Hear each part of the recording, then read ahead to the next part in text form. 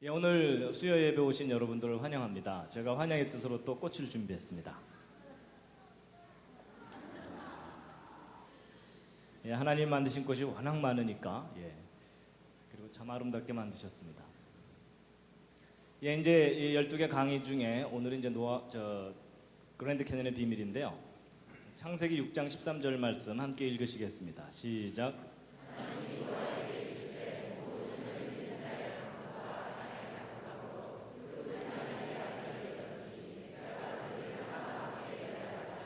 예, 하나님께서 이 세상을 심판하셨는데 사람들만 심판한 것이 아니고 땅과 함께 멸하리라 하셨습니다.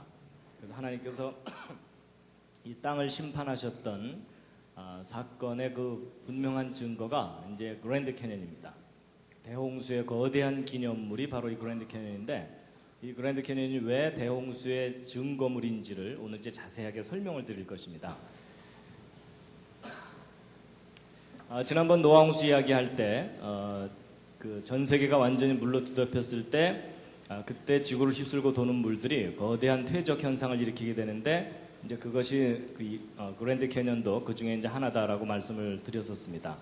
이 그랜드 캐년은 이제 미국 아리조나주 북부에 있는 거대한 계곡입니다. 미국 지도하고 우리나라 지도를 비교해 보면 크기가 너무 차이 나죠.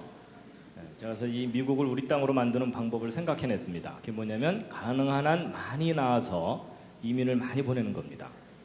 그리고 이민 가서도 많이 낳게 하는 겁니다. 그럼 언젠간 이게 우리 땅이 될 거라고 생각이 됩니다. 여러분, 이제 그 노아 홍수 때 잠깐 보여드렸던 표입니다. 성경 전체 역사 표인데요. 지금 현재로부터 대략 4,300여 년 전에 전 세계적인 대홍수가 있었고, 홍수 이전 세상을 우리가 잃어버리고 살고 있고, 홍수 이후 역사를 이제 우리가 다시 살고 있는 겁니다.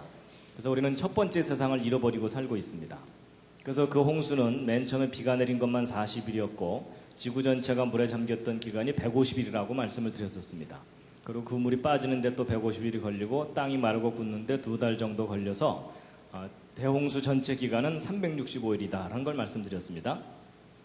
그리고 이제 노아가 방주에 들어가 있던 날짜 수는 371일이었죠. 근데 이제 적어도 5달 동안 지구 전체가 완전히 물에 잠겨 있게 되면 이 물이 가만히 덮고만 있는 게 아니라 이 태양과 달이 양쪽에서 물을 잡아당기니까 물은 양쪽으로 나와 있는데 지구는 하루에 한 바퀴씩 돌아야 되니까 상대적으로 이 물이 지구를 휩쓸고 돌게 된다, 이런 말씀을 드렸습니다. 그럼 이 지구를 휩쓸고 도는 그 거대한 물이 모든 산들을 다 허물어뜨려다가 깊고 넓은 곳을 만나면 그 흙들을 쫙 쌓아놓게 되는데, 이런 일들이 적어도 5달 동안 계속 반복됐다라고 봐야 됩니다. 그러면 1년이라는 짧은 기간 내에 엄청난 양의 퇴적 현상이 일어나게 되는데, 바로 이런 일이 있었다는 강력한 증거가 이제 그랜드 캐년입니다. 여기에 쌓여있는 이 흙들이 바로 대홍수 때 이제 쌓인 겁니다. 그래서 가보시면 이제 무지개떡처럼 이렇게 흙들이 쌓여 있습니다. 그래서 곳곳에 이런 절벽이 있고 이 위에서부터 이 밑에까지 떨어지는데도 한참 걸린다 그랬죠. 회개할 충분한 시간이 있다고 말씀을 드렸었습니다. 그랜드 캐년의 길이는 대략 한 450km 정도 됩니다. 근데 이제 이 그랜드 캐년 보통 일반적으로 설명할 때는 다 진화론으로만 설명을 합니다. 학생들도 학교에서 그렇게 배울 수밖에 없는데, 진화론의 그 고생대 기간 한 3억 년 동안 이 퇴적층이 형성됐고 이것이 깎여나가는 데는 한 7천만 년쯤 걸렸다. 하여튼 적어도 뭐 수억 년 걸려서 이 그랜드 캐년이 만들어졌다라고 학교에서 설명을 듣게 되는데, 이것이 사실이 아니다라는 것을 오늘 말씀드리는 겁니다. 그랜드 캐년 가보신 분들도 있겠지만 안 가보신 분들을 위해서 그랜드 캐년 구경을 좀 하겠습니다. 이제 일단 구경하기 전에요, 성경 말씀 한 곳을 관련된 말씀을 보실 텐데요. 여호수아 4장 6절에 있는 말씀인데 함께 한번 읽으시겠습니다. 시작.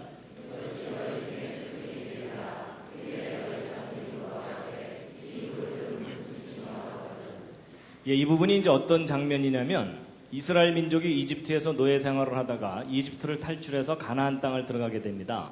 근데 이제 곧바로 들어가질 못하고 40년을 광야에서 맴돌다가 이제 이집트를 탈출했던 세대들은 광야에서 다 죽고 이 광야에서 새로 태어난 신세대가 드디어 이제 가나안 땅을 들어가게 됩니다. 그래서 이집트에서 이제 가나안 땅 들어가야 되는데 바로 앞에 놓여 있는 강이 요단강입니다. 이제 그 사이에 지도자가 바뀌어서 여호수아가 지도자가 되어서 이 백성들을 이끌고 요단강을 건너야 되는데, 성경의 기록을 보면 이 요단이 추수할 시기에는 물이 많아져 가지고서 이제 홍수가 난다는 겁니다.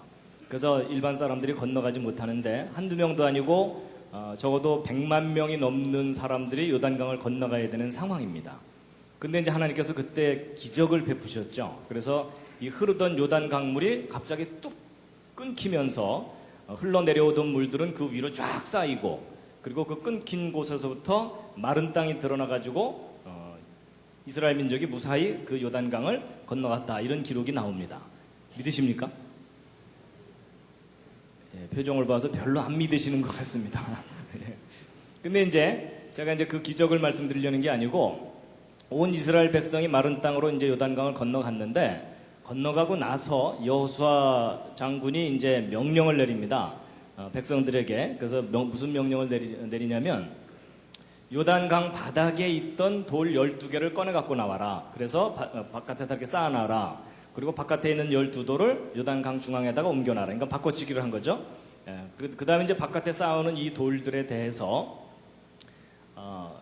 이제 여호수아가 이제 한 말이 이제 바로 여호수아 4장 6절 7절 말씀인데, 다시 한번 읽으시겠습니다. 시작. 이것이 너희 중에 표징이 되리라. 후일에 너희 자손이 물어 가로되 이 돌들은 무슨 뜻이뇨 하거든 그들에게 이르기를 곧 언약궤가 요단을 건널 때에 요단물이 끊어졌으므로 이 돌들이 이스라엘 자손에게 영영한 기념이 되리라 하라. 예, 요약하면 이제 무슨 얘기냐면, 후손들이 이 돌 이거 왜 쌓아놨어요? 하고 물어보면 뭐라고 대답하라고요? 그때 우리가 힘이 좀 남았단다, 이러면 이게 아니고, 하나님이 기적을 베푸신, 그러니까 하나님이 하신 일에 대한 증거다라고 가르쳐 주라는 얘기입니다. 그렇죠? 근데 제가 이제 오늘 이 말씀을 드리는 이유가, 제가 이 말씀을 패러디를 했습니다. 그래서 이제 다음 말씀은 성경 말씀이 아니고요, 제가 인용한 말씀입니다. 예. 함께 한번 읽으시겠습니다. 시작. 후일에 너희 자손이 물어 가로되 이 큰 계곡은 무슨 뜻이뇨 하거든 뭐라고 대답하셔야 된다고요? 예, 이게 노아 홍수의 증거란다 라고 대답을 해주셔야 된다는 거예요. 근데 문제는 이제 그러고 나서 알아들으면 괜찮은데, 근데 그게 왜 그래요? 하고도 따지잖아요. 그렇죠? 근데 그때는 뭐라고 대답하셔야 돼요? 예, 지금 이제 아무것도 모르시죠? 그렇죠? 그래서 오늘 제가 이제 알려드리려는 겁니다. 예, 자세하게 물어볼 때 왜 이게 노아의 홍수의 증거인지에 대해서. 그랜드 캐년 이제 잠깐 보시겠습니다. 이 계곡이 길게 이렇게 쭉 뻗어 있는데요. 겨울이고요. 가을입니다. 아무래도 한번 가봐야 되겠죠? 예. 가기 전에 한번 둘러보시겠습니다. 어마어마한 계곡이 쫙 펼쳐져 있습니다. 정말 가면 감탄이 나올 수밖에 없는. 그리고 이제 곳곳에 이런 퇴적층들이 쌓여 있고요. 이 그랜드 캐년은 요 윗부분이 해발 높이가 2,600m입니다. 그러니까 백두산 정도 높이 되는 고원지대입니다. 거기에 이제 깊은 계곡이 푹 파여 있죠. 그리고 이제 이 그랜드 캐년의 길이는 한 450km 정도 되기 때문에 우리나라 지도하고 비교해 놓으면 남한만한 크기의 계곡입니다. 어마어마합니다. 그래서 이제 보시면 여기 사람 여기 보이십니까? 예. 그리고 절벽이 이렇게 있고 또 요 밑에 계곡 밑으로 내려가는 길이 이렇게 있고요. 예. 그래서 여기서 아무리 소리쳐봤자 저쪽에서 들리지도 않습니다. 예, 멋있죠? 나중에 구경 가셨을 때 기념사진 찍을 장소 미리 알려드리는 겁니다. 근데 여기서 사진 찍을 때 좀 더 뒤로, 좀 더 뒤로 이러시면 안 됩니다.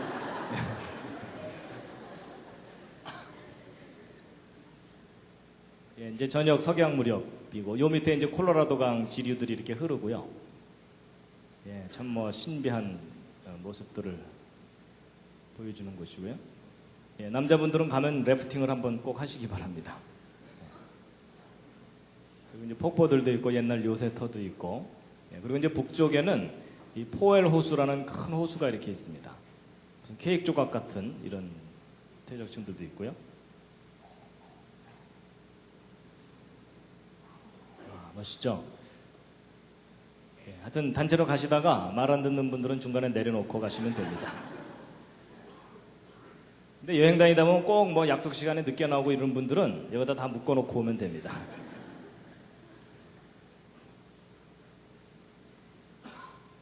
근데 오히려 사진으로 보는 게 더 멋있을 수도 있습니다. 예, 현장에 가서 괜히 구름 잔뜩 끼면 아무것도 못 보고 옵니다.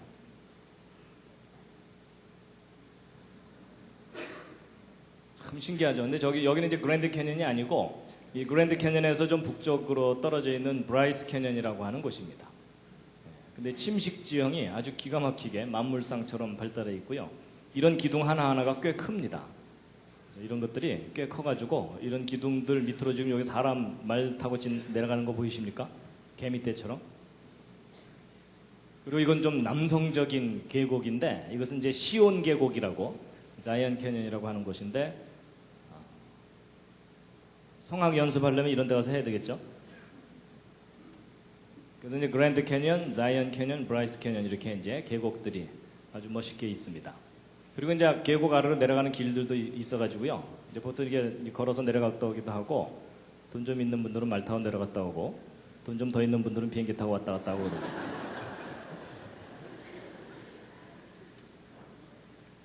예, 한 번은 가볼 만한 곳입니다. 근데 이제 이곳에 이렇게 퇴적층들이 겹겹이 쌓여 있는데 이 퇴적층들의 그 구성 성분이 어떤 층은 석회, 어떤 층은 모래, 어떤 층은 혈암, 뭐 진흙 이런 계통으로 교대로 이렇게 쫙 쌓여 있습니다. 그래서 서로 다른 흙들이 이렇게 쌓여 있는데 자, 오늘 이제 이 그랜드 캐년이 어떻게 만들어졌는지에 대해서 이제 그 비밀을 풀 텐데요. 이 그랜드 캐년의 모습을 잘 보시면 두 단계입니다. 모양을 잘 보시면 일단 흙이 다 쌓이고 난 다음에 깎여 나갔습니다. 그렇죠? 예. 뭐 쌓이다가 중간에 깎인 게 아니고 일단 다 쌓이고 난 다음에 깎여 나간 그런 모습입니다. 그래서 이제 첫 번째는 퇴적층이 어떻게 쌓였는지를 이제 우리가 알아내야 됩니다. 그래서 보통 이 쌓이는 것을 퇴적이라고 표현을 하는데 어떻게 쌓였는가 하는 건데 이 많은 흙들이 여기 쌓여 있으려면 어디서부턴가 와야 되죠. 그렇죠? 예, 그래서 이 많은 흙들이 어디서부터 왔겠느냐 하는 걸 이제 우리가 풀어야 되고 또 이것이 쌓이는데 얼마나 오래 걸려서 쌓였겠느냐 하는 건데 진화론에서는 막 수억 년 걸려서 쌓였다고 설명을 합니다.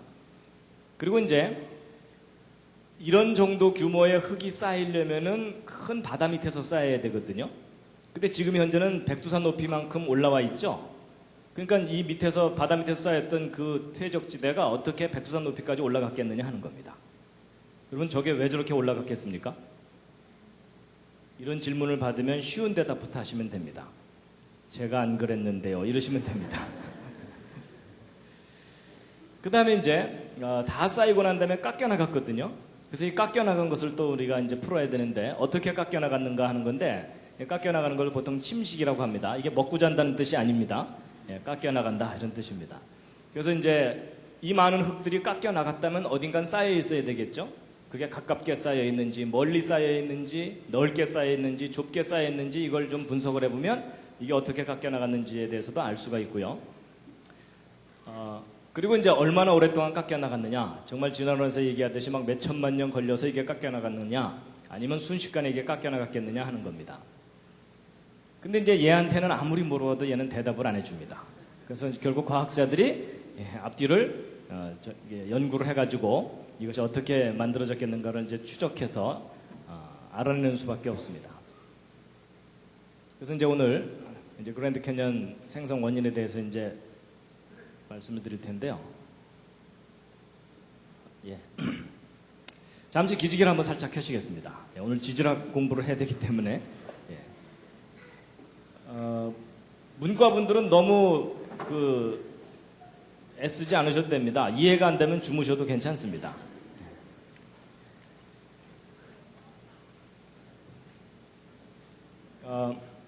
지금 현재 지구상에 있는 이런 수많은 지질학적인 지형물들이 어떻게 만들어졌겠느냐 하는 것에 대해서 크게 두 가지 이론이 있습니다. 하나가 이제 동일과정 이론이고 하나가 격변론이라는 겁니다. 동일과정 이론을 영어로 쓰면 이렇게 깁니다. 시험 안 봅니다. 예. 그리고 이제 격변론 이렇게 있는데 이제 동일과정 이론은 뭐냐면 아주 쉽습니다. 오늘날 비바람에 의해서 산이 깎여나가고 그 깎여나간 흙이나 이런 것들이 강이나 이런 것들에 의해서 실려 내려와 가지고 호수나 바다 밑바닥에 쌓이게 되죠.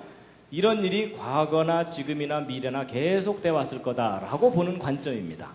그래서 세워라 내워라 하면서 이 그랜드 캐니언의 퇴적층들이 쌓였을 거다라고 보는 시각인데, 그래서 그랜드 캐니언의 퇴적층들은 오랜 세월 동안 한 층 쌓이고 또 한 층 쌓이고 이런 식으로 계속 쌓여 올라갔다라고 보는 겁니다. 그래서 이 동일 과정 이론은 주로 시간이라는 관점으로 해석하는 겁니다. 그래서 이렇게 많이 쌓이려면 무지 오랜 세월이 걸렸겠구나 이렇게 이제 보는 관점이고요. 그 반대로 격변론은 뭐냐면 성경 창세기에 기록되는 노아의 홍수와 같은 사건으로 설명하는 겁니다.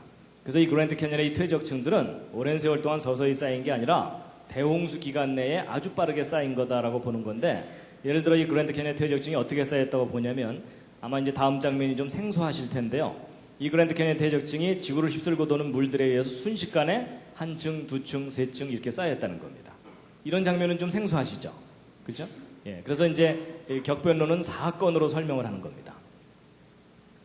그래서 이제 전 세계를, 전 지구를 뒤덮었던 대홍수 때 이 그랜드 캐니언 퇴적층들이 쌓인 거다라고 보는 관점인데요. 자, 이 그랜드 캐니언이 어떻게 만들어졌는지에 대해서 비밀을 풀려면 관찰을 잘해야 됩니다. 과학적 연구의 제일 첫 번째 단계가 관찰이거든요. 그래서 관찰을 정확하게 하면 비밀을 풀 수가 있습니다. 이 그랜드 캐니언의 퇴적층이 어떻게 쌓여있는지 관찰을 해보면 뚜렷한 세 가지 특징이 있습니다. 첫 번째 특징은 뭐냐면 퇴적층이 아주 넓은 범위에 걸쳐서 쌓여 있다는 겁니다.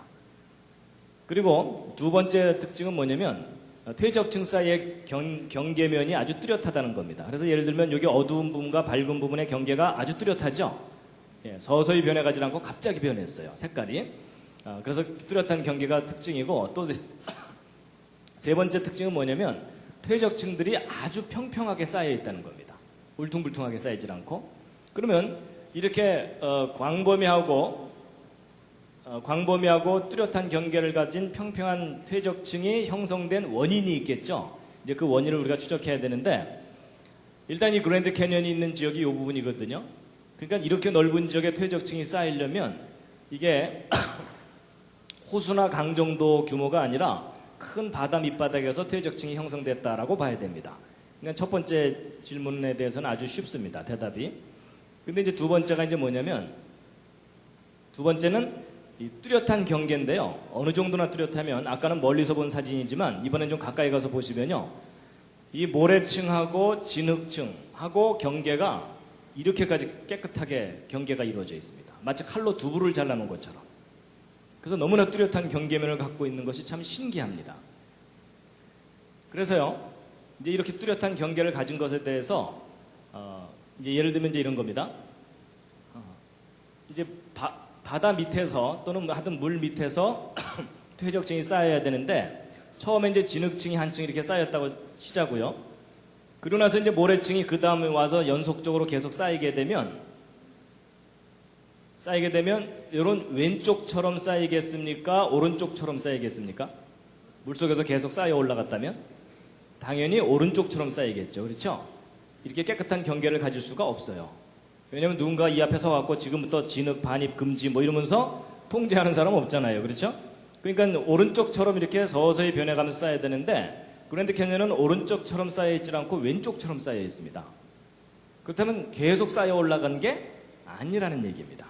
그래서 이걸 어떻게 생각해야 되는가 하고서 이제 연구를 하다 보니까 뭐 어떤 걸 발견했냐면, 이 그랜드 캐니언에서 한참 떨어진 홀브룩이라는 또 다른 지역을 조사해 봤더니 그 지역에서는 요 두 퇴적층 사이에 600m 두께의 다른 퇴적층이 끼어 있는 겁니다. 그러면 이제 순서상으로 보면은 이 밑에 있는 층 쌓이고, 그 다음 요 층 쌓이고, 그 다음 이 층 쌓인 거겠죠? 근데 여기는 세 층이 이렇게 순서대로 쌓여 있는데 여기는 이 중간층이 없죠. 그럼 이 중간층이 없는 이유는 아마도 물속에서 퇴적되다가 퇴적이 멈춰야만 되거든요. 한동안. 그러려면 물 바깥으로 이게 나오는 수밖에 없겠죠. 그래서 아마도 이쪽 지역은 물 바깥으로 나와 있었는가 보다. 한 1000만 년 기간 동안. 이렇게 해석을 하게 되는 겁니다. 그래서 이제 그림으로 이제 설명을 드리자면 이런 겁니다. 물속에서 첫 번째 층이 쌓였는데 어느 날 이 퇴적층이 그냥 물 바깥으로 솟아 올라와 버린 겁니다. 그러고 나서 이제 세월 지나가는 겁니다. 그리고 주변 환경 바뀌죠. 그리고 나서 다시 이게 가라앉았어요. 가라앉은 다음에 다시 와서 이제 새로운 퇴적층이 쌓이면은 이렇게 뚜렷한 경계가 형성될 수가 있겠죠.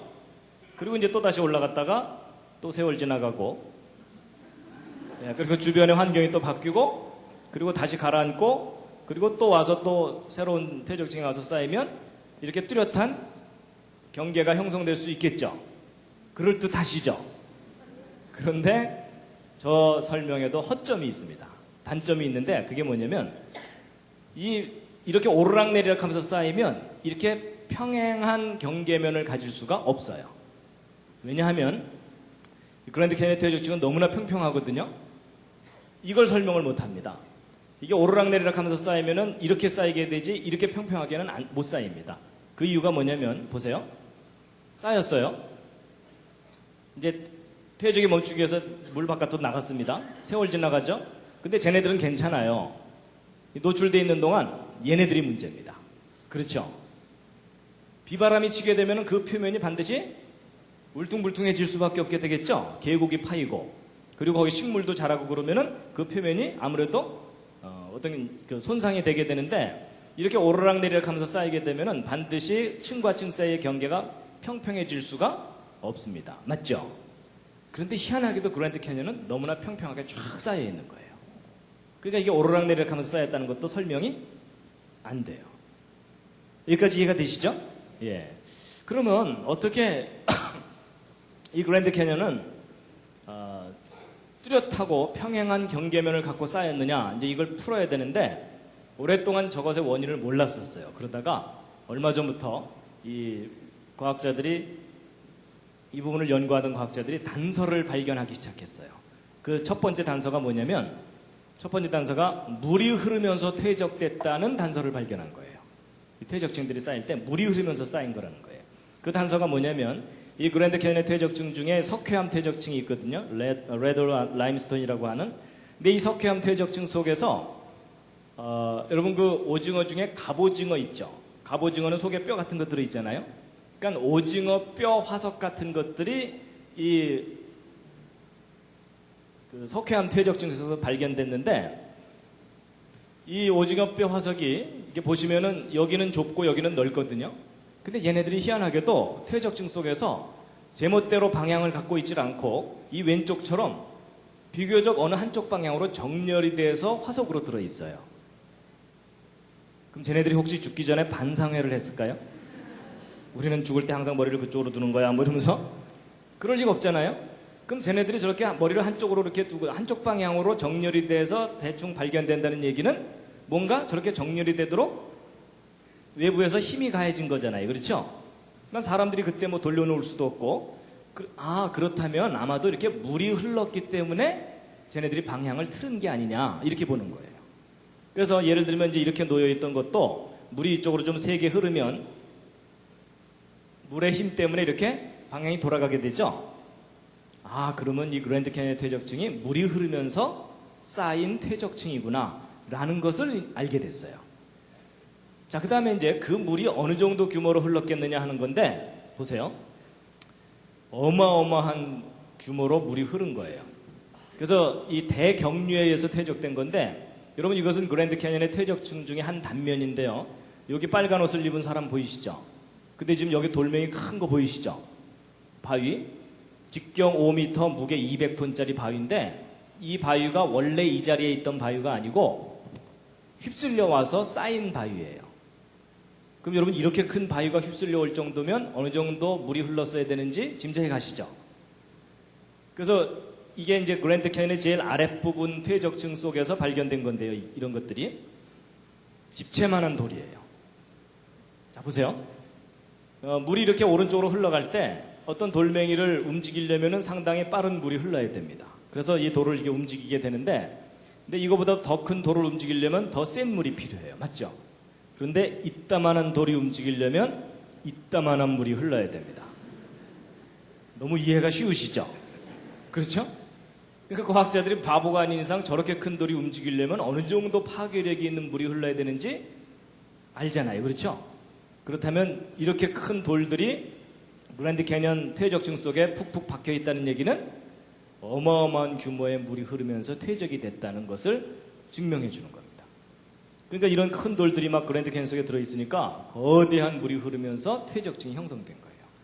그러니까 절대로 오랜 세월 동안 서서히 쌓인 게 아니에요. 여러분, 물이 아무리 많이 흘러도 흐르는 속도가 느리면은 이 돌 못 굴리는 거 아시죠? 그리고 물이 아무리 빨리 흘러도 물의 양이 작으면 이 돌 못 굴리죠? 그러니까 어마어마한 규모의 물이 흐르면서 퇴적층이 형성된 겁니다. 자, 그런데 이제 그런 어마어마한 규모의 물이 어느 정도 범위에 걸쳐서 흘렀겠느냐 하는 겁니다.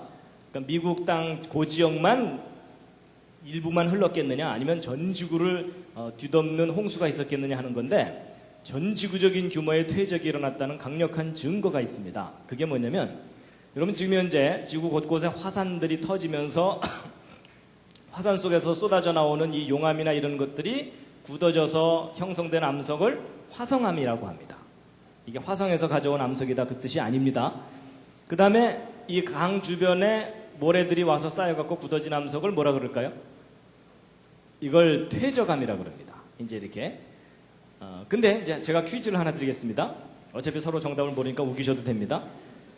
여러분 지금 현재 지구 전체 통계를 내보면 화성암이 지구 표면을 덮어가는 속도하고 퇴적암이 지구 표면을 덮어가는 속도를 비교해보면 어느 쪽이 빠를까요? 옆에 있는 분과 한번 상의해 보시기 바랍니다. 어차피 모르니까 우기셔도 됩니다. 근데 이 부분이 상당히 중요한 겁니다. 어느 쪽이 훨씬 더 빠르냐면요, 정답은 화성암 쪽이 훨씬 빠릅니다. 그러니까 화산활동에 의해서 터져나온 것들이 지구 표면을 덮어가는 속도가 훨씬 빨라요. 압도적으로 빨라요. 그럼 여러분 저런 식으로 해서 지금까지 세월이 흘러왔다면 지금 현재 지구 표면에는 어떤 암석이 더 많이 덮고 있어야 될까요? 당연히 화성암이 절반 이상을 덮고 있어야 돼요. 맞죠? 저런 추세로 계속돼 왔다면. 그러니까 이제 보세요. 지금 현재 지구를 조사해 보면요, 지각 내부, 그러니까 지각 내부 속은요, 화성암이 95%로서 압도적으로 많아요.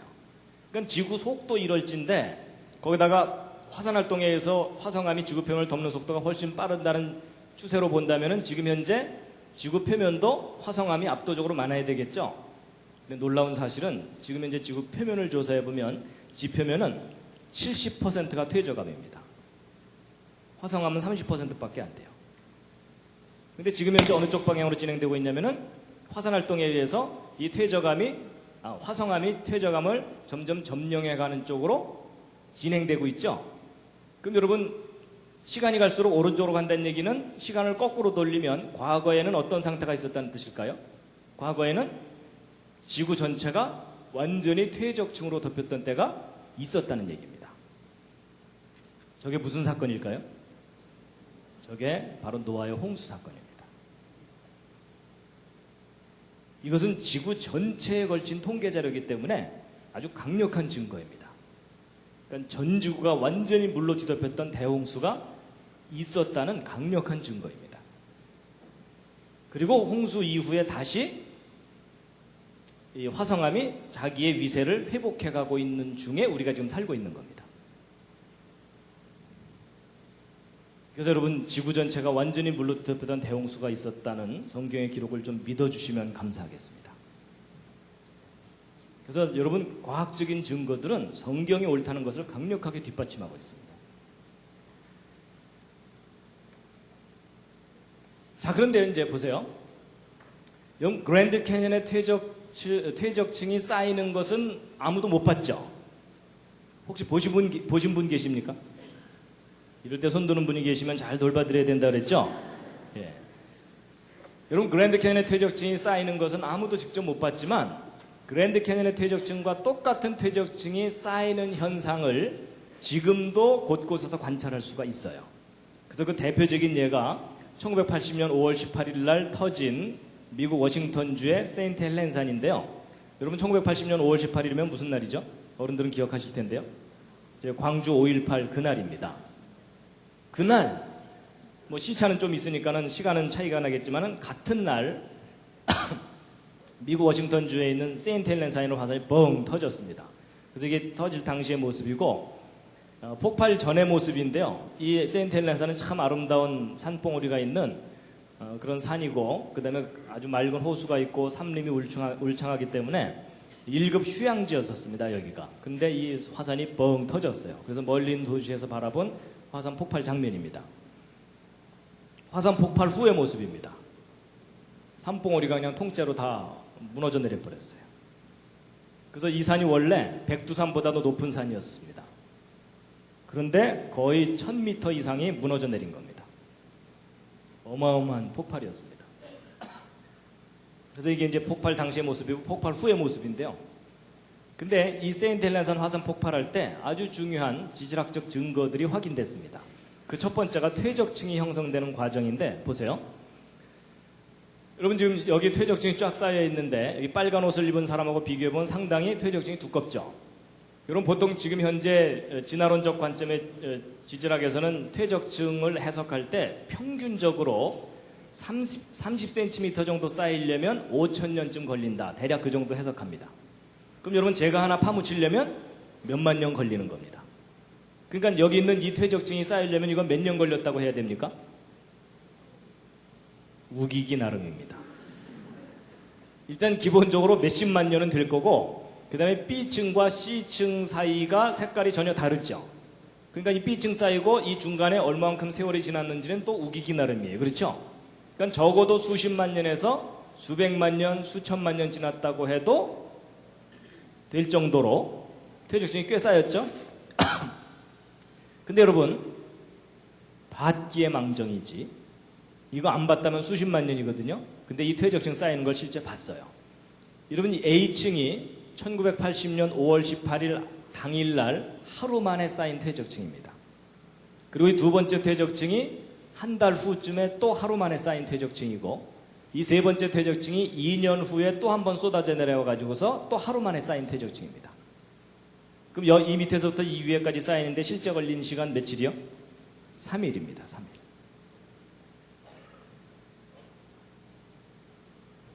여러분, 대개 그 뭐 보고 온 사람하고 안 보고 온 사람하고 둘이 싸우면 누가 이깁니까?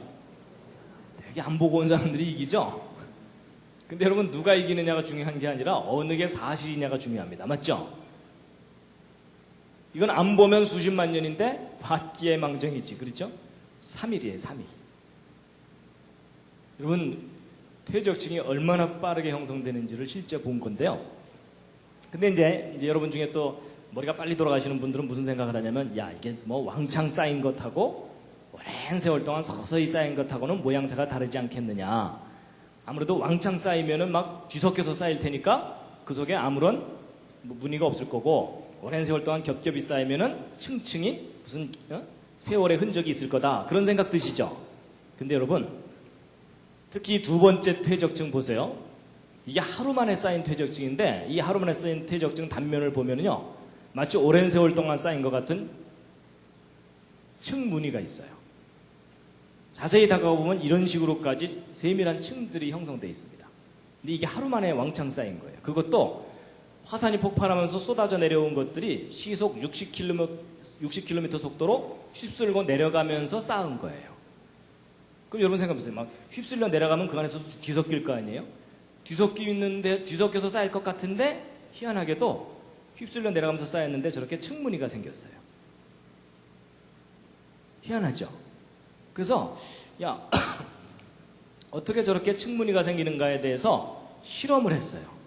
그런데 그 비밀이 풀렸어요. 뭐냐면, 지금 전 세계 곳곳에 이렇게 쌓여있는 이 줄무늬 퇴적층들의 비밀이 있습니다. 그게 뭐냐면, 이제 이게 아주 재밌는 실험인데요. 고운 모래하고 굵은 모래 두 개를 뒤섞었어요.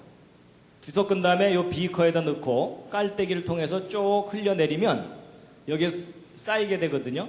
근데 생각해 보세요. 여기도 섞여 있죠. 흘러내리면서도 섞이죠. 이 밑에 떨어지면서도 뒤섞이죠. 그러면 우리가 생각하기에 이 밑에 쌓이는 흙은 막 뒤섞여서 쌓일 것 같은 생각이 드시죠. 근데 놀랍게도 이렇게 떨어져 내리면서 쌓이는데 이렇게 쌓여요. 이게 삼겹살의 비밀입니다. 그래서 야, 어떻게 저렇게 쌓이는가? 제가 사진으로만 보여드리면 또 이 트릭을 쓴다 그러실까봐 실제 쌓이는 모습을 보여드릴게요. 자, 보세요. 잠이 확 깨실 겁니다.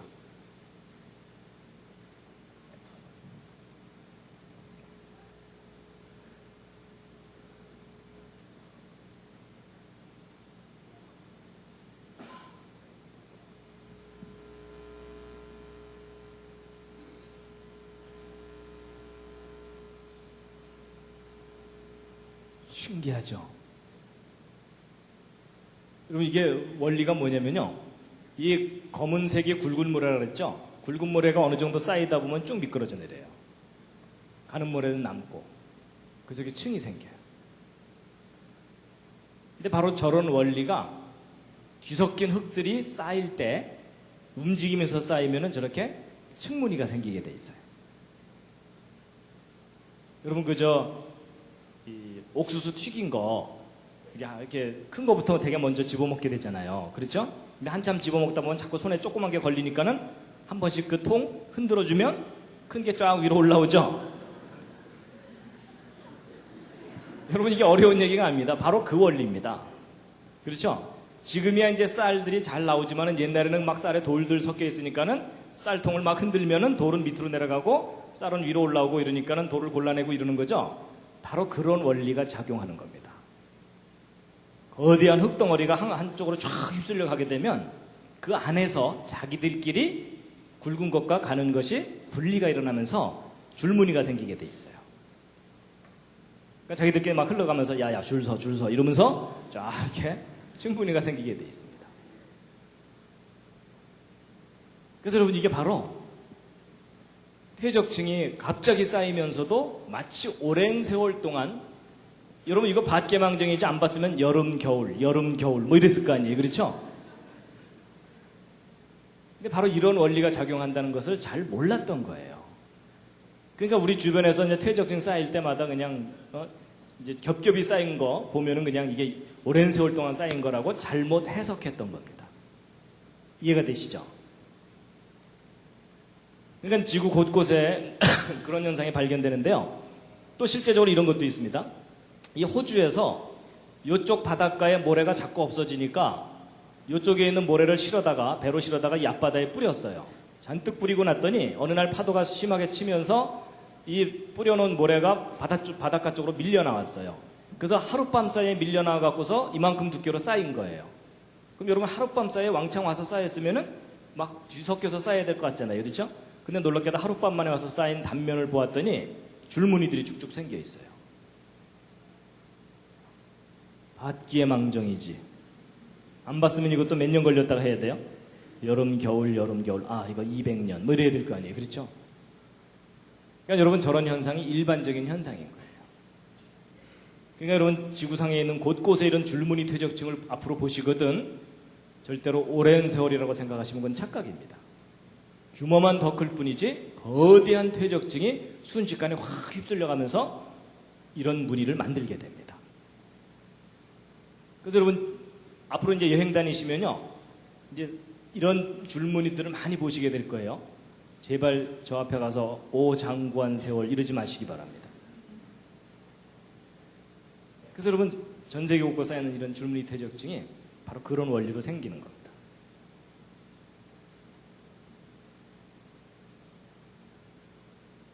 자, 잠시 기지개 한번 쫙 켜시고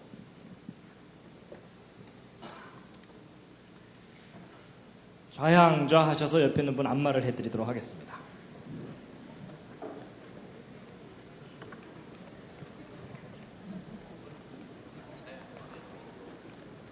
늘 그렇듯이 옆에 앉은 분이 오케이 할 때까지입니다.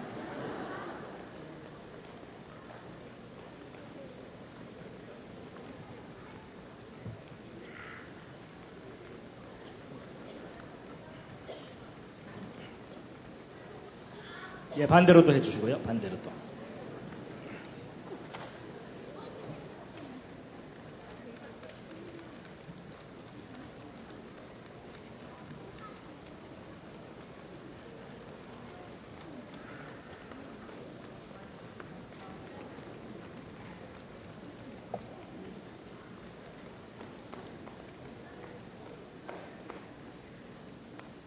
예.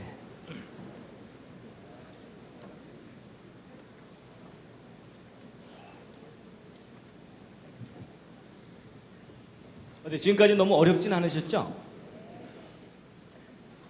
대답이 신통치 않으신 걸고 와서 저게 내 인생과 무슨 상관이냐 뭐 거의 그러시면서 이제 들으시는 것 같습니다. 자, 그다음에 이제 오늘의 가장 중요한 부분을 이제 알려드릴 텐데요. 그렇다면 이 그랜드 캐니언의 이 퇴적층이 그렇게 대규모로 평평하게 쌓인 것의 원리가 뭐냐 하는 거거든요. 어떻게 대홍수 기간 동안에 단기간 내에 그렇게 많은 퇴적층이 순식간에 이렇게 쫙 쌓여 올라갈 수 있겠느냐 하는 건데, 그 원리를 알게 됐어요. 바로 이제 이 콜로라도 대학의 이분 피에르 줄리앙이라는 이분이 이제 퇴적층이 어떻게 만들어지는지 연구하는 분 중에 한 분인데, 이제 거기 가면 이렇게 퇴적층이 형성되는 것을 모델 실험을 할 수 있는 장치들이 이렇게 있습니다. 그래서 이제 퇴적 실험을 했는데요. 원리가 이런 겁니다.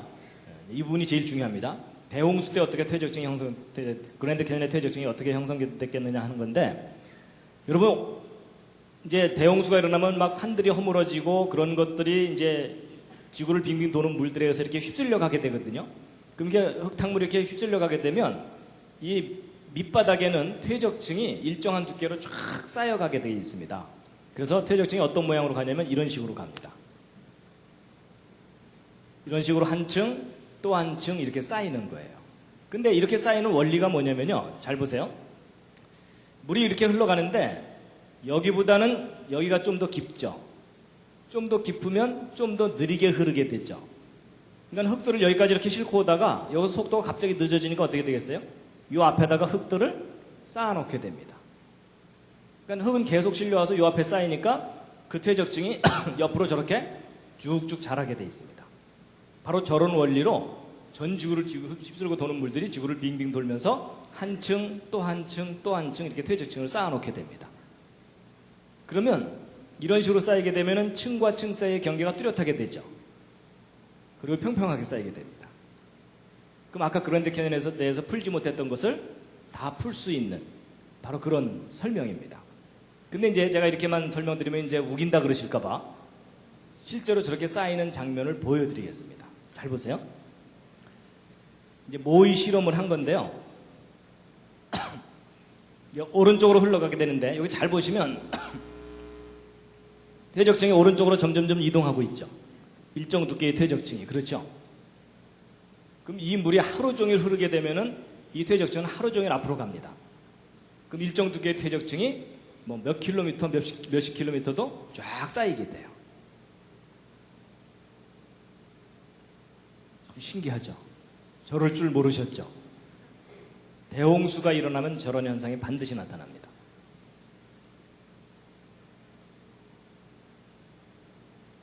그 다음에 이런 퇴적층이 생기기 시작하는 장면을 보실 텐데, 여기 이제 흙들을 막 위로 올려보내는 겁니다. 그럼 이제 오른쪽으로 이렇게 이제 흘러가게 됩니다. 그러면은 그 밑바닥에서 어떤 일이 벌어지냐면 새로운 퇴적층이 하나 딱 생겨요. 생기면은 그 퇴적층이 옆으로 쫙 자라나기 시작합니다.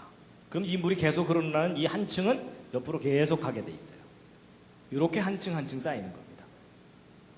그래서 실제로 이제 대홍수가 일어났을 때 물 밑에서는 이제 어떤 일이 벌어지는지에 대해서 이제 보시면요. 오른쪽으로 이제 물이 흘러가는 겁니다. 흘러가게 되면 여기는 좀 쌓이고 여기는 막 깎아냅니다. 이제 산들을 허물어뜨리는 거죠. 이런 깎은 흙들을 또 싣고 가다가 또 여기는 쌓아놓고, 그리고 또 이제 한동안 이 평평하면은 계속 싣고만 갑니다. 물이 흐르는 속도가 있으니까. 그래서 쭉 싣고 가다가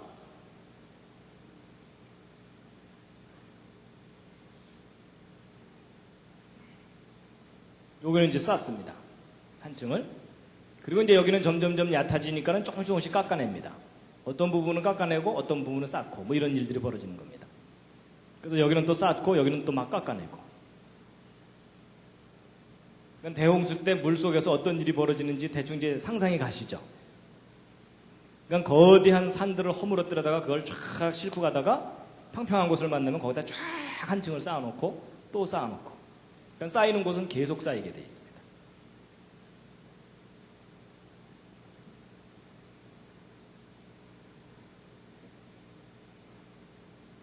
그래서 이제 이런 식으로 퇴적층이 형성되는 겁니다. 그러니까 그랜드 캐니언의 퇴적층이 왜 이렇게 평평한지, 그리고 층과 층 사이의 경계가 왜 이렇게 뚜렷한지가 다 풀린 거예요. 그러니까 전지구를 뒤덮은 대홍수가 분명히 있었던 겁니다. 그래서 다시 한번 보여드리면 이제 이런 겁니다. 한 층이 쫙 가고요. 또 한 층이 또 가고 이런 식으로.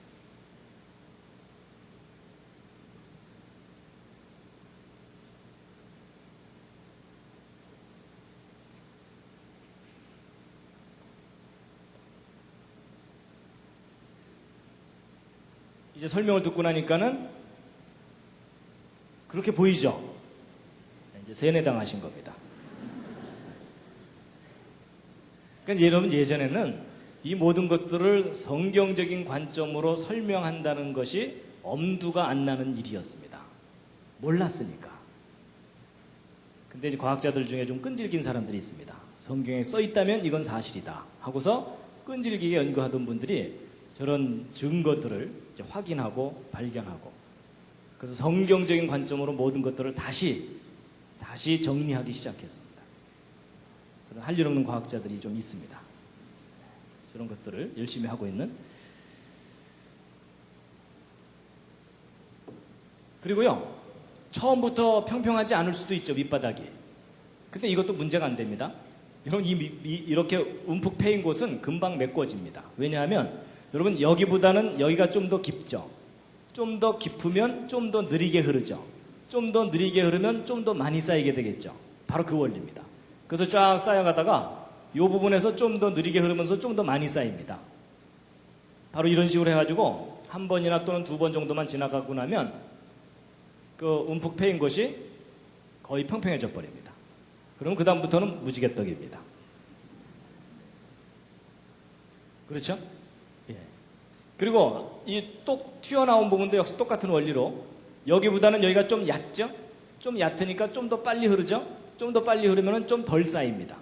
그래서 여기도 역시 한두 번만 지나가고 나면은 또 다시 평평해집니다. 그러면 계속 평평하게 퇴적층이 쌓이게 돼 있어요.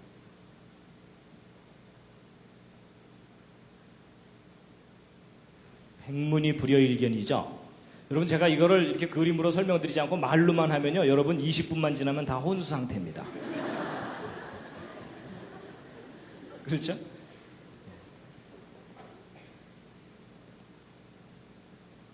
여러분 전 세계적인 대홍수 때 어마어마한 규모의 퇴적층이 지구 곳곳에 쌓이게 된 겁니다. 바로 이런 원리로.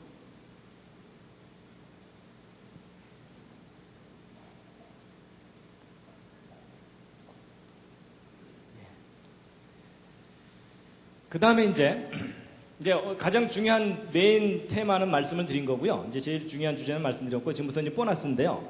어떤 게 있냐면, 여러분 안 믿어지시겠지만, 천지 창조 때 퇴적된 퇴적층도 발견했어요. 이건 또 무슨 황당한 얘기냐? 여러분 보세요.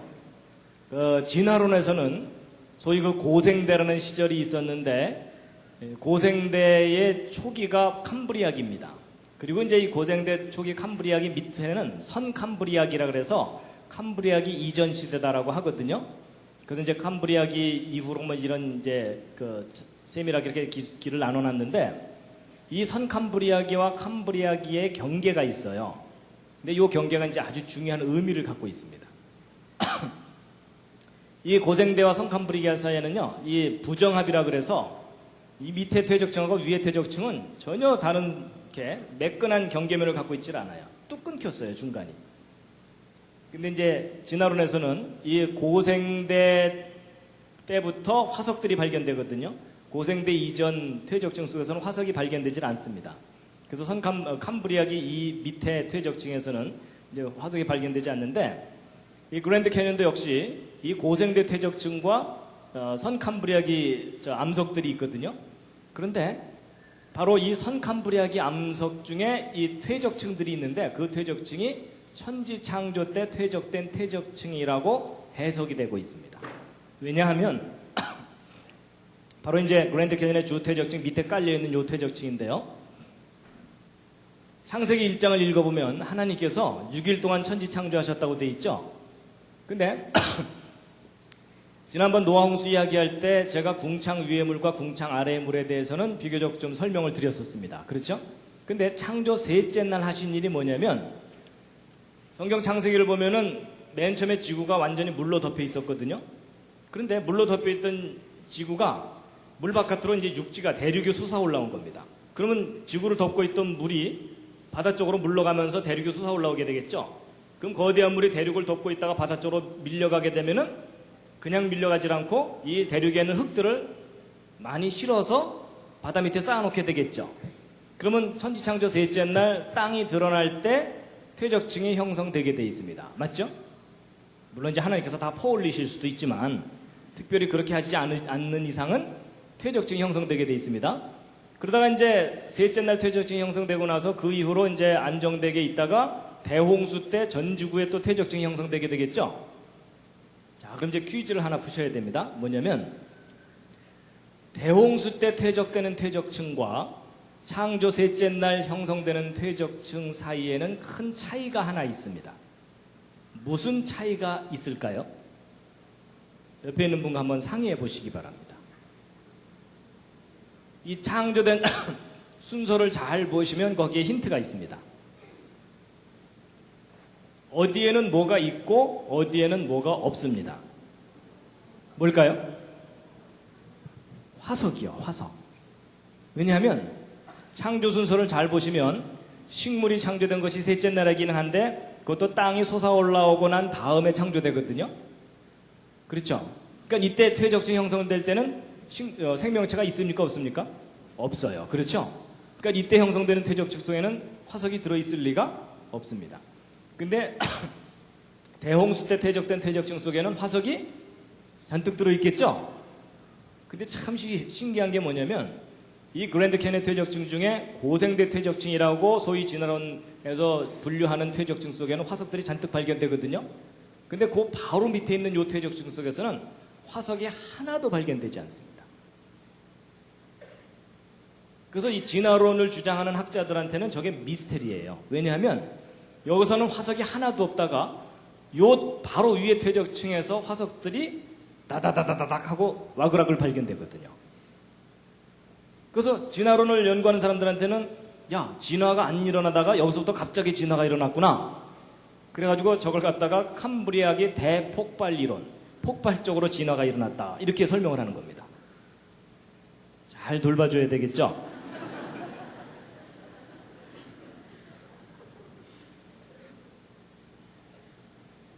그게 아닌 거예요. 성경하고 비교해서 연구해 보았더니 그게 아닌 거예요.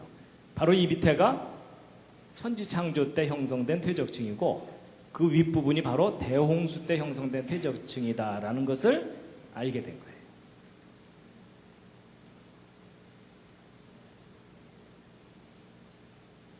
그래서 이제 지금 그랜드 캐니언에 대해서 이제 거의 이제 윤곽이 드러나게 됐습니다. 그동안 이제 미국 지질학, 미국 창조론, 미국 창조과학회에서 이 그랜드 캐니언을 집중적으로 지질학적 관점으로 연구를 했는데 그 결과 이제 대략 어떻게 보고 있냐면 이 그랜드 캐니언의 주 퇴적층이 홍수 전반부, 그러니까 150일 동안 지구 전체가 완전히 물에 잠겨 있을 때 형성된 퇴적층이라고 보고 있고 그 밑에 깔려있는 퇴적층이 바로 이제 천지창조 때 퇴적된 퇴적층이 홍수 초기에 왕창 깎이고 그 후에 다시 이제 퇴적층이 쌓인 거라고 보고 있고요.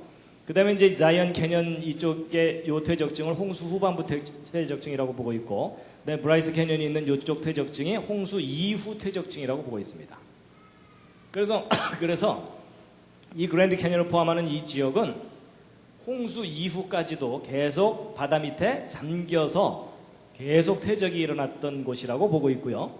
그 다음에 이제 지금 현재 미국 대륙이 솟아 올라왔잖아요. 그럼 물속에 들어있던 대륙이 솟아 올라오려면 물이 점점점 얕아지면서 그 위를 흐르는 물의 속도가 빨라지죠. 그러면 거기에 쌓였던 퇴적층이 솟아 올라오는 도중에 많이 깎여나가게 되겠죠.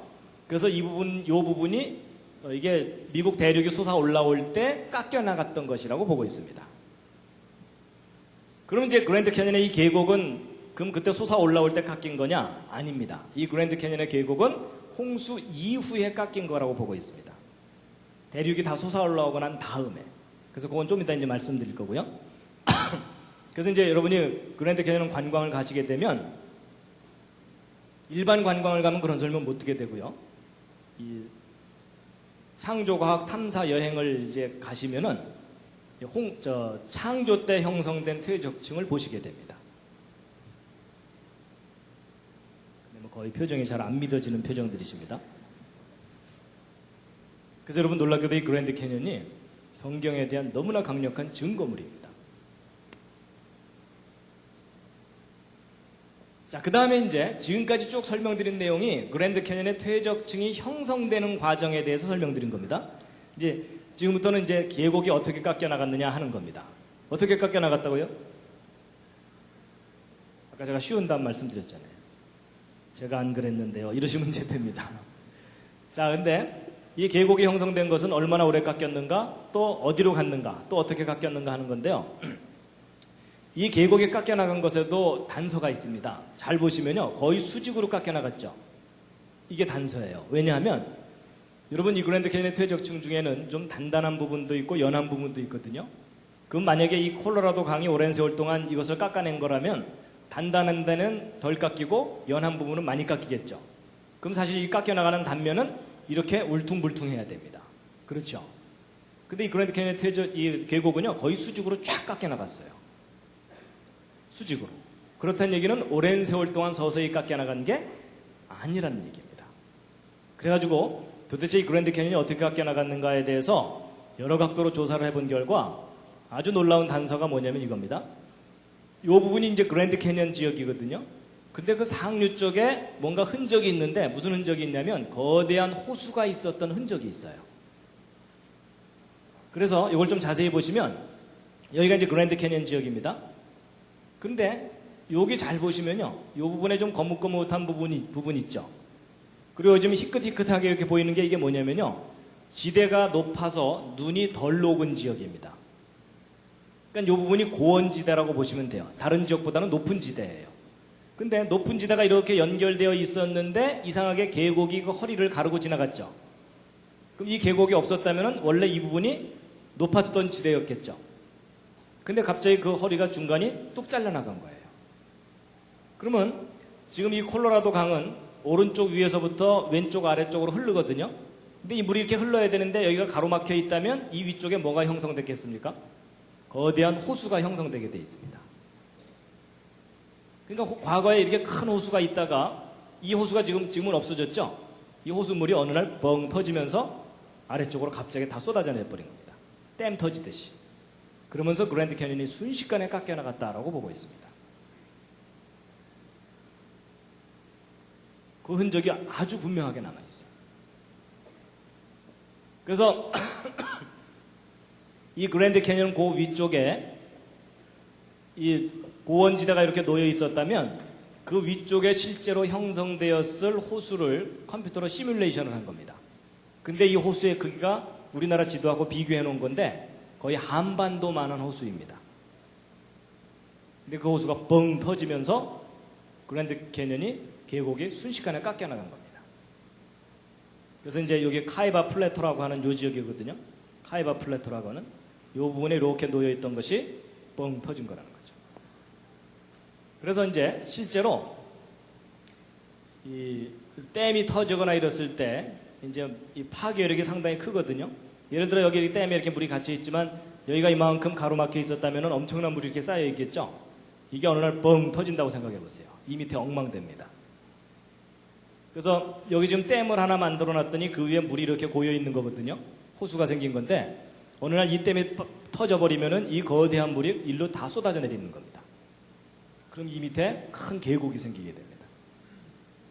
그래서 이제 실제 계곡이 어떻게 형성되는지에 대해서 아까 그 세인트 헬렌산 화산 폭발 때 또 그 증거가 발견됐는데 보세요. 이 세인트 헬렌산이 폭발하기 전에는 여기 빙하들이 있었고 또 화산 폭발할 때는 상당히 많은 지하수들이 터져 나오거든요. 그럼 그렇게 터져 나온 것들이 곳곳으로 막 휩쓸려 진흙죽을 이루면서 휩쓸려 내려갑니다. 그래서 계곡을 가득 메우고 이렇게 진흙들이 흘러내려가거든요. 그래서 여기 보시면 여기 사람 있는데 이 나무 위로 이 진흙탕물이 휩쓸려 간 높이가 있죠. 그러니까 이런 정도로 휩쓸려 내려가면은 그 밑에 있는 퇴적층 지대를 뚫고 지나가면서 계곡을 깎아놓게 됩니다. 그래서 이게 그때 형성된 계곡이거든요. 화산 폭발 때 휩쓸려 내려온 흙탕물이 휩쓸고 지나가면서 이 계곡의 단면을 한번 보시면은요. 보세요. 이게 그때 깎여나간 계곡입니다. 근데 여기 절벽이 있는데 이게 얼마나 큰지 짐작이 안 가시죠? 잘 보시면 이 절벽 위에 여기 사람 보이세요? 사람 보이죠? 그러니까 여러분 이게 그때 순식간에 깎여나간 계곡이에요. 봤기에 망정이지 안 봤으면 이거 몇 년 걸린다고 해야 돼요? 예, 비바람에 깎여나가고 그 깎여나간 흙들을 시냇물이 졸졸졸 실어 나르려면 적어도 수십만 년이에요. 그렇죠? 근데 여러분 이 계곡 그때 만들어지는 거 직접 관찰을 했어요. 3일 만에 깎여나간 거예요. 그러면 이 지역이 모래같이 푸석푸석한 곳이었느냐? 아닙니다. 그렇게 깎여나간 계곡의 밑에 내려가서 깎여나간 계곡 옆면을 바라보았더니 응회암이라고 하는 암석지대입니다. 암석지대를 흙탕물이 휩쓸고 지나가면서 깊은 계곡을 푹 파놓은 거예요. 3일 만에. 그럼 여러분 물 자체가 파괴력이 있다기보다는 그 물에 휩쓸려가는 이 돌멩이들 있죠? 이런 것들이 암석지대를 커팅하면서 지나가게 됩니다. 그러니까 이렇게 두꺼운 퇴적층과 이렇게 깊은 계곡을 순식간에 만들어 놓은 세인트헬렌산 화산 폭발은 역사상 있었던 큰 화산 폭발들에 비하면 비교적 작은 화산 폭발입니다. 작은 화산 폭발인데 이 정도 규모의 퇴적층이 형성된다는 거 보면은 이거보다 더 큰 규모의 대격변이 일어나면 훨씬 더 큰 규모의 퇴적층과 계곡이 형성되는 것을 얼마든지 짐작하실 수 있겠죠? 그게 바로 이제 그랜드 캐년입니다. 여러분 이 계곡을 깎아놓은 것은 사람들이 삽으로 판 게 아닙니다. 자연의 힘에 의해서 저런 계곡이 깎여나가는 거거든요. 근데 얼마든지 가능합니다. 근데 이제 보세요. 아까도 말씀드린 것처럼 그랜드 캐년의 계곡이 직접 깎여나가는 것은 아무도 못 봤잖아요. 그렇죠? 그런데 그랜드 캐년과 너무나 똑같이 생긴 계곡이 순식간에 만들어지는 것을 직접 봤어요. 그 사건이 바로 이제 이 팔로우즈 계곡인데 이 미국 워싱턴주에 있는 계곡입니다. 여러분 이 계곡이 이렇게 파여 있는데 이게 얼마나 큰 계곡인지 아시려면요. 이 오른쪽 절벽 위에 여기 담장이 이렇게 쳐져 있는데 거기 지금 사람들이 몇 사람 옹기종기 모여서 구경하고 있는 거 보이세요? 그리고 여기 좀 큰 나무들이 있고 뭐 보이시죠? 그러니까 여러분 이게 얼마나 깊은 계곡인지 대충 짐작하시겠죠? 예. 근데 여러분 이것도 봤기에 망정이지. 이거 안 봤다면 이 계곡 파이려면 몇 년 걸렸다고 해야 돼요? 이것도 또 우기기 나름이에요. 그렇죠? 근데 여러분 이 계곡 파이는 걸 실제 봤는데 이 계곡 상류 쪽에 미졸라 호수라는 큰 호수가 있었습니다. 근데 그 호수가 이 빙하 같은 것들에 의해서 이렇게 좀 막혀 있었어요, 물이. 그러다가 여기가 뻥 터져버렸어요. 그래갖고 이 엄청난 양의 물들이 한꺼번에 휩쓸려 내려와가지고 조금 전에 이 계곡을 순식간에 깎아놓은 겁니다. 근데 저런 계곡에 깎이는 원리가 뭐냐면요, 이런 겁니다. 호수물이 뻥 터져서 이제 흐르잖아요? 그러면 평평한 곳을 흐르더라도 어떤 일이 벌어지냐면 평평한 곳을 쫙 흐르다가 어느 한쪽에 살짝 패이죠? 그럼 그 패인 쪽이 좀 더 깊죠? 좀 더 깊으니까 그쪽으로 물이 더 많이 흐르죠? 더 많이 흐르면 더 많이 패이죠? 그러니까 한번 패이기 시작한 곳은 계속 집중적으로 패이게 돼 있습니다. 이해가 되시죠? 이게 소위 그 까니마 똑까 전법입니다. 어른들은 이해하실 겁니다. 그렇죠? 바로 그 원리에 의해서 이게 순식간에 그 호수물이 뻥 터지면서 지나가면서 이 계곡을 순식간에 파놓는 겁니다. 근데 여러분 이 팔로우즈 계곡이 이렇게 이 계곡 만들어진 거 직접 다 확인을 한 거거든요. 근데 여러분 이건 그랜드 캐니언이에요. 그랜드 캐니언. 근데 모양새가 너무나 비슷하죠. 그렇죠? 이거보다 스케일이 좀 더 클 뿐이에요. 그렇죠? 더 큰 호수가 터지면 더 큰 계곡이 생길 수 있다는 얘기예요. 그러니까 제가 이론적으로만 말씀드린 게 아니고 실제 일어났던 일까지 다 증거로 함께 말씀드리니까 훨씬 이해가 되시죠? 그래서 이제 이런 댐이나 이런 게 붕괴할 때는요, 넘치면서 터지는 경우가 있고, 그 다음에 밑으로 쫄쫄쫄 새다가 뻥 터지는 경우가 있습니다. 넘치면서 터지는 건 왜 그러냐면요, 골고루 넘치면 얘가 낮아지기만 하거든요. 근데 이렇게 넘치다 보면 어느 한쪽에 살짝 패이면 글로 집중적으로 물이 흐르죠. 그러면서 댐이 뻥 터져버리는 겁니다. 그래서 이게 1976년에 미국의 태튼 댐이 붕괴되는 장면이고요. 또 다른 댐도 이렇게 갑자기 빵 하고 터지고, 그 다음에 이제 이 쫄쫄쫄 새다가 터지는 경우의 한 예가 이건데요. 이 그랜드 캐년 상류 쪽에 글렌 캐년 댐이라는 댐이 있는데, 여기 지금 물줄기 4개가 보이는 건 이건 발전용 댐입니다. 발전용 수로예요. 그래서 이제 발전하는 건데, 근데 이것만 만들어 놓으면 안 되고, 이 물이 갑자기 불어나면 이 물을 갑자기 빼내야 되잖아요. 그러기 위해서 이제 비상용 수로로 물을 더 많이 빼냅니다. 그러다가 이제 1983년에 이 댐이 무너질 뻔한 적이 있어요. 물이 불어나가지고 비상용 수로를 열었거든요. 근데 열자마자 출구 부분이 무너진 거예요, 이게. 그래서 저 수문을 조금만 늦게 닫았으면 저 댐 무너지는 거였어요. 그럼 보통 공학자들이 이런 거 설계할 때 최대 압력의 3배를 견딜 정도로 설계해서 만들거든요, 대개는. 그렇게 튼튼하게 만든 수로가 저렇게 무너져 버리는 거예요. 그러니까 물의 파괴력이 얼마나 큰지 알 수 있습니다.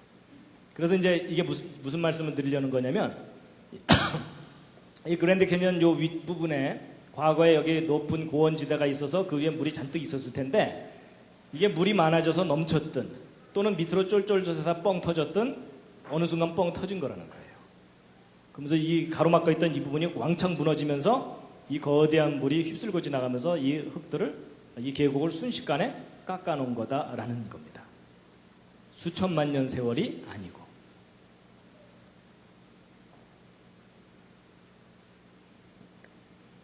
그래서요, 또 하나의 증거가 뭐냐면요, 오랜 세월 동안 서서히 깎여나갔다면은 이 콜로라도 강이 이 흙들을 싣고 갈 수 있는 능력에는 한계가 있기 때문에 오랜 세월 동안 서서히 깎였다면은 그 흙들이 여기 언저리에 많이 쌓여 있어야 되거든요. 근데 희한하게도 이 그랜드 캐니언에서 깎여나간 흙들은요, 이 콜로라도 강 유역에서는 거의 발견되질 않아요. 엄청난 양의 흙이 깎여나갔는데도. 무슨 얘기냐면 이 위에 있는 호수가 뻥 터지면서 태평양까지 그대로 직행으로 그냥 싣고 가버린 거예요. 엄청난 흙탕물을 지르면서. 그래서 여러분, 이 그랜드 캐니언이 과거에 거대한 호수가 뻥 터지면서 거대한 물이 이쪽으로 휩쓸고 지나가면서 계곡을 깎아놓은 거다라고 제가 지금 우기고 있는 겁니다.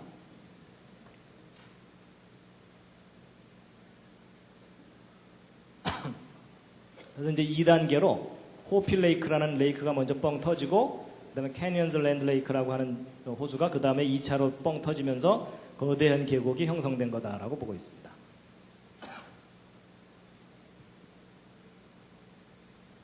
그리고 이제 여기도 보세요. 이거 기념비 계곡인데, 여러분 이런 게 남아있다는 얘기는 여기가 원래 흙으로 가득 메꿔져 있었다는 뜻이겠죠?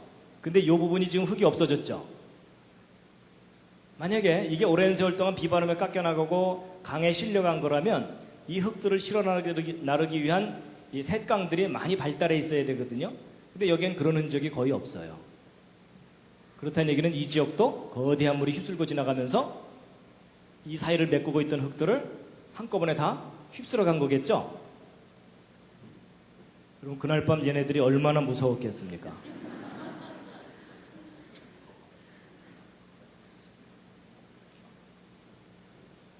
그래서 이게 다 대격변의 증거물들입니다. 오랜 세월의 증거가 아니고.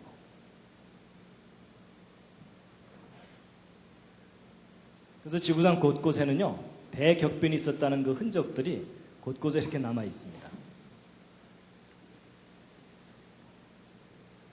자, 다시 한번 읽으시겠습니다. 시작. 후일에 너희 자손이 물어 가로되 이 큰 계곡은 무슨 뜻이뇨 하거든 뭐라고 대답하셔야 된다고요?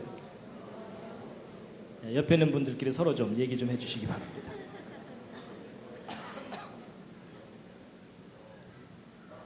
얘야, 그때 내가 졸았단다 이러시면 안 된다는 겁니다.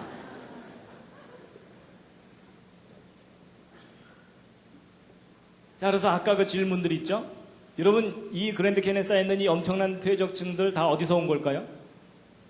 어디서 온 거죠? 전 지구를 휩쓸었던 대홍수 때 산들이 허물어지면서 쌓인 거라는 겁니다. 그리고 얼마나 오랫동안 쌓였다고요?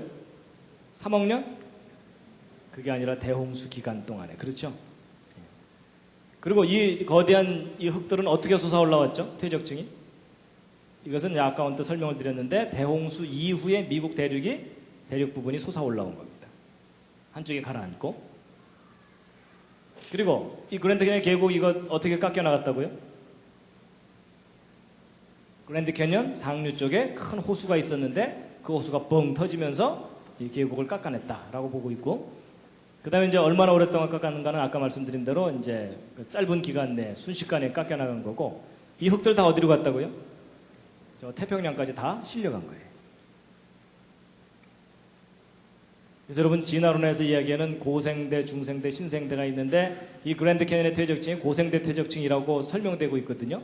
근데 만약에 여러분 그랜드 캐니언의 퇴적층이 대홍수 1년 기간 동안 퇴적된 거라면은 실제 고생대라는 시절이 있었다는 겁니까? 없었다는 겁니까? 저게 없었다는 얘기입니다. 여러분 이게 다 뻥입니다. 여러분 이 고생대, 중생대, 신생대는 진화론에 의한 가상적인 시대이지 실제 지구의 역사 시대가 아닙니다.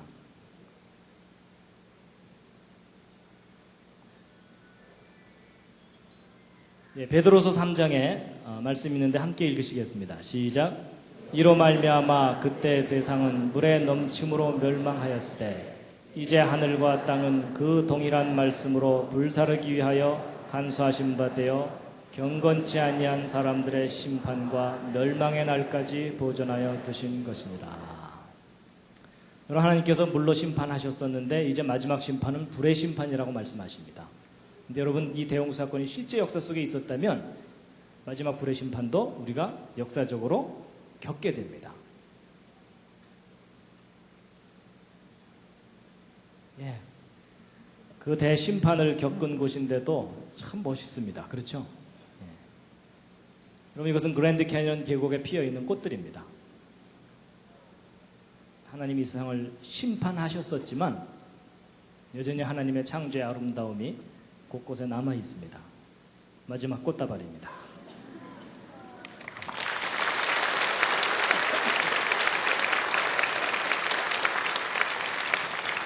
예, 이 시간 잠깐 기도했으면 좋겠습니다.